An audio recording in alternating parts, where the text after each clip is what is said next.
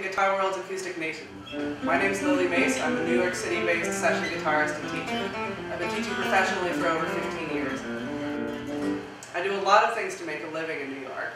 I play Telecaster in a few different country groups. I play the role of Slash in an all-female Guns N' Roses tribute called the Rocket Queens, and I have an avant-garde record with my own group, The Sweet Unraveling, coming out this fall. This is the fourth in a 5-part series called Get Better Faster. Everything your teacher should have shown you but probably didn't. I'm sitting here with my student Wes, who's been taking lessons from me for about 4 months. Last time we got together, we talked about organizing his hands so that he could move from chord to chord, and I made a couple of minor adjustments to him, and then he was magically able to do this.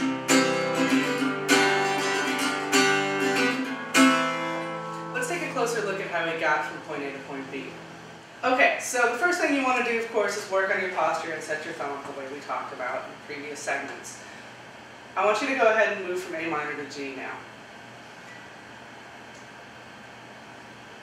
Okay, so in a lot of ways this is really great. It's very, very careful, it's very accurate, he's made sure he's gotten the chord right. The problem is that if he wants to actually do this in real time, say in a song, the song is going to have to be incredibly slow. So the question is, how do we get him from point A to point B? So go ahead and go back to A minor. Now one of the things that you're doing, it's a very natural thing to do, especially for adults who are beginning, and especially adults who are very, very intent on being successful at what they do. So you're double checking every single finger after you put it down. So I want you to go ahead and move from A minor to G. And the first thing I want you to think about is the fact that you have 2 sets of fingers moving. Your first finger and your second finger are moving forward. Your pinky and your ring finger are moving back. So that was better. Now what we saw this time is after you got there, your fingers wiggled around and tried to double check themselves. So you need to learn to trust your hands a little bit. You've practiced the chord on its own, you know the chord. Now you need to get your brain out of the way and just move your hand without worrying so much about whether or not you're right. The worst that's going to happen is you miss the chord. Try it again. That was much better. We've talked a little bit about how to organize the left hand, how to keep the thumb down, how to get your fingers moving so they're working together. The one thing that a lot of people don't talk about is what's going on over here in the right hand. Now, most people when they start strumming, again, the same way we felt like it was a lot of work in the left hand, they tend to over-squeeze in the right hand. So what you end up with is this claw sort of thing with a pick sticking out.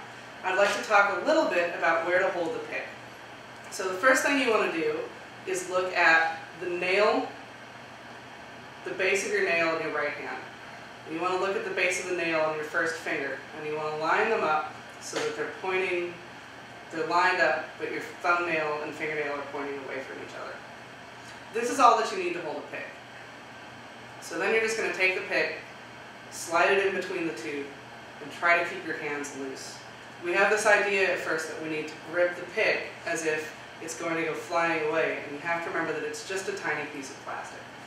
So, with that in mind, the second thing that happens, aside from over-squeezing here, is that we have this idea that strumming comes from the elbow, and I'll show you what that looks like.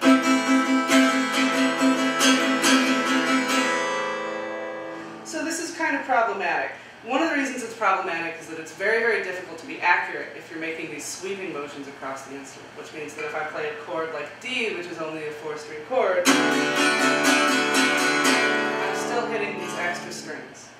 So, we want to think about the elbow moving, but the elbow moving is a result of the fact that the wrist is moving.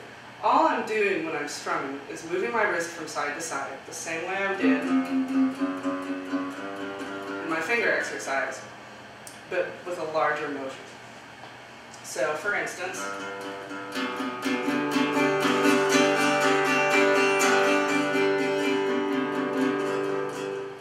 one of the misconceptions we have when we start to play is that we need this broad part of the pick to strike the string.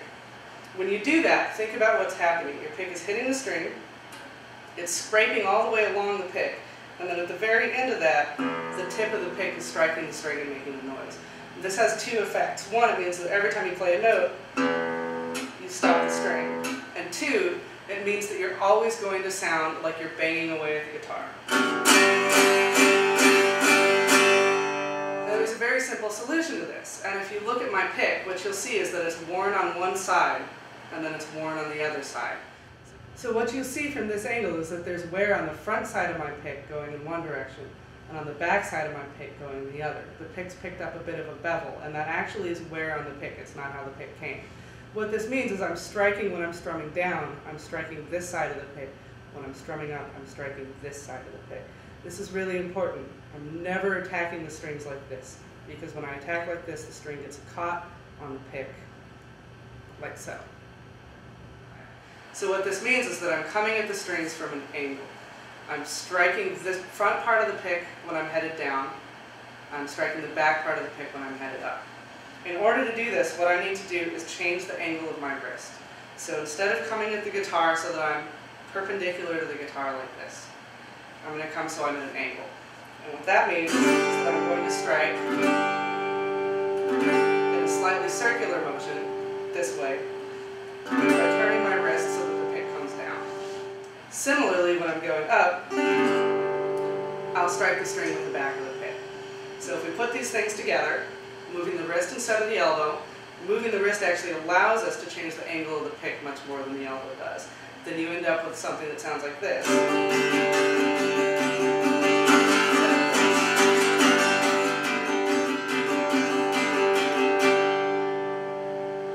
One of the biggest problems we have as beginning guitarists is overplaying. We've talked about that in the left hand. It's important in the right hand as well. Making these little tiny adjustments can actually change the quality of your playing very much for the better without a huge investment in time.